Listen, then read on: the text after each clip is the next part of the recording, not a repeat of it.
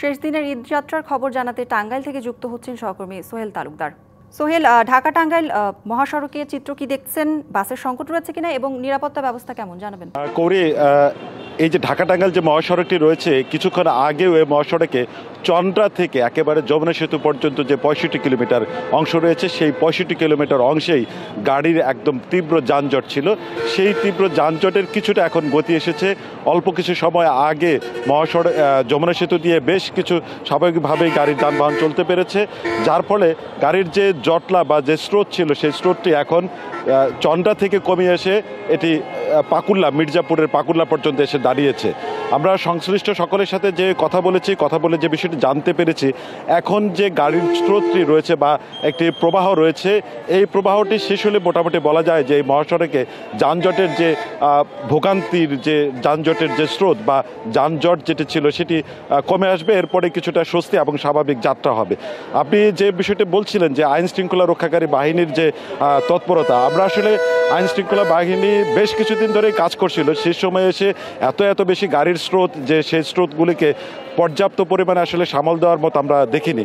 তবে এর মধ্যেও পুলিশের নিরলস প্রচেষ্টা, সেনাবাহিনীর তৎপরতা আমরা লক্ষ্য করেছি এবং সেটিকে আইন শৃঙ্খলা পরিস্থিতিতে বলা যেতে পারে যে অপ্রীতিকর কোনো ঘটনা ঘটেনি। আপনি জানেন যে ঢাকা টাঙ্গাইল মহাসড়কে বেশ কিছুদিন ধরেই ডাকাত আতঙ্ক ছিল, বেশ বারবারই ডাকাতি হচ্ছিল। এর মধ্যে বাংলাদেশ সেনাবাহিনীর টহল জোরদার করার ফলে এবং মহাসড়কে পুলিশের তৎপরতা বৃদ্ধির ফলেও সেটি কিন্তু ঈদ যাত্রায় সেটি হয়নি, এমনটাই ছিল। আর এই সর্বশেষ 12টা থেকে এখন পর্যন্ত মহাসড়কে আমরা যমুনা সেতু দিয়ে যে যানবাহন পারাপার হয়েছে প্রায় 32,000-এর মতো যানবাহন। জীবনের সব আয়োজন এখানে একসাথে, দ্বিগুণ অল্প সময়ের মধ্যে যানবাহন পারাপার হয়েছে।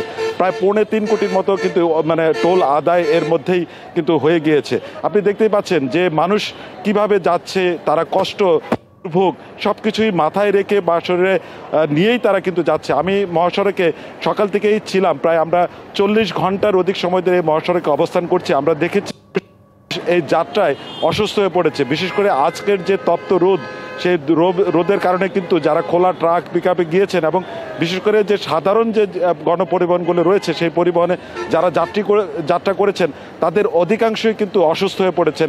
বিশেষ করে নারী এবং শিশু যারা রয়েছেন তাদের কষ্ট কিন্তু অবর্ণনীয়। এই মানুষগুলি যারা যাত্রা করেছেন, আপনি দেখতেই পাচ্ছেন, আমি যদি একটু দেখাই, এই ট্রাকের মধ্যে শিশু, নারী সকলেই যেভাবে জীবনের ঝুঁকি নিয়ে যাচ্ছেন। তারপরেও তাদের সাথে আমি কথা বলেছি, তারা বলছেন যে এই এত কষ্টের পরেও পরিবারের সাথে, এলাকাবাসীর সাথে যে তারা ঈদ উদযাপন করবেন, এটুকুই তারা আনন্দ এবং প্রতিটা বছরে তারা একটু অপেক্ষায় থাকেন। কৌরি, ধন্যবাদ সোহেল আপনাকে।